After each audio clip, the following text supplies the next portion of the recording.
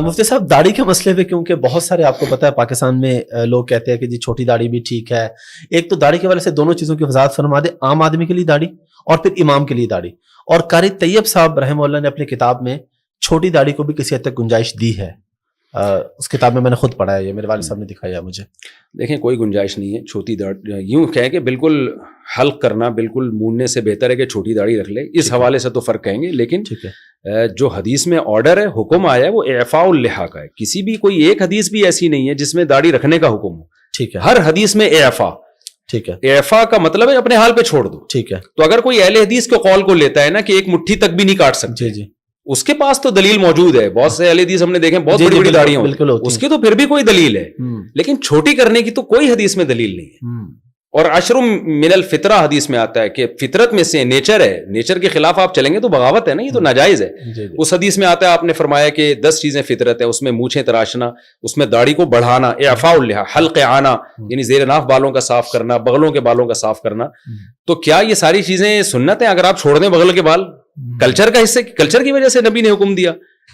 تو جس حدیث میں ناخن کاٹنے کا حکم ہے, آپ ناخن بڑھانا حرام ہے, آپ کی نماز نہیں ہوتی, اسی حدیث میں داڑھی بڑھانے کا بھی حکم ہے, اسی حدیث میں بغلیں صاف کرنے کا بھی حکم ہے.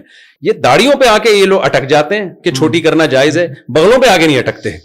اس سے پتہ چلتا ہے کہ آپ نے دیکھیں اس میں کچھ تو صحیح علماء ہیں, نیک علماء ہیں, جو میں نہیں کہہ رہا کہ ان کی نیت خراب ہے, لیکن ان کے پاس دلیل نہیں ہے. ٹھیک ہے, ہمارے پاس اجماع امت دلیل ہے, صدیوں سے چلا. امام شافعی کا ایک قول ملتا ہے ضعیف قول کہ چھوٹی کرنا صغیرہ گناہ ہے, لیکن صغیرہ بھی جب ہے جب کوئی ایک دفعہ چھوٹی کرے, چھوٹی رکھتا ہے تو صغیرہ اسرار سے کبیرہ بن جاتا ہے.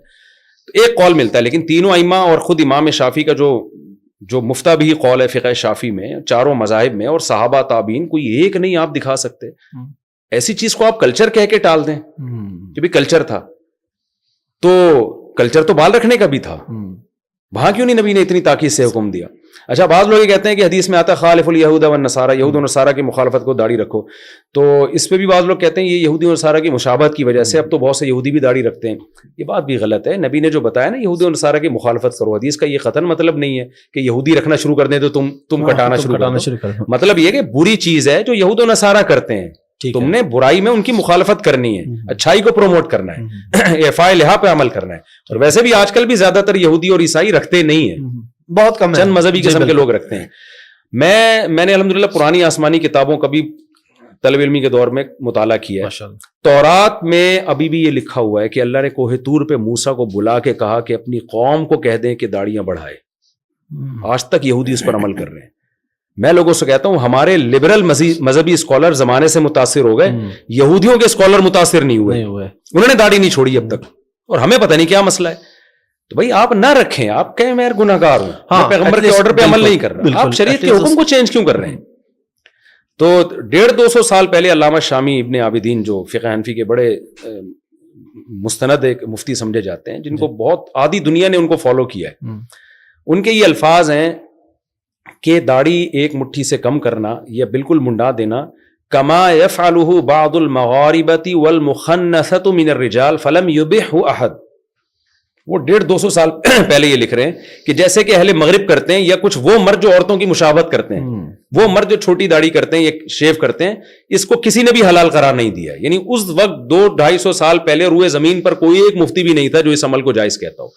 اجماع امت خود ایک مضبوط دلیل ہے. حدیث میں آتا ہے میری امت گمراہی پہ جمع نہیں ہو سکتی.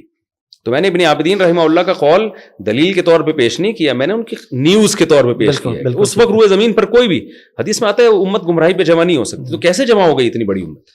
تو ہم اصل میں کلچر سے متاثر ہوئے ہیں. اب بجائے کلچر کو چینج کرنے کے ہم خود چینج ہو رہے ہیں. تو اسلام کو بھائی چھوڑ دو, آپ نے نہیں رکھنی آپ نہ رکھیں.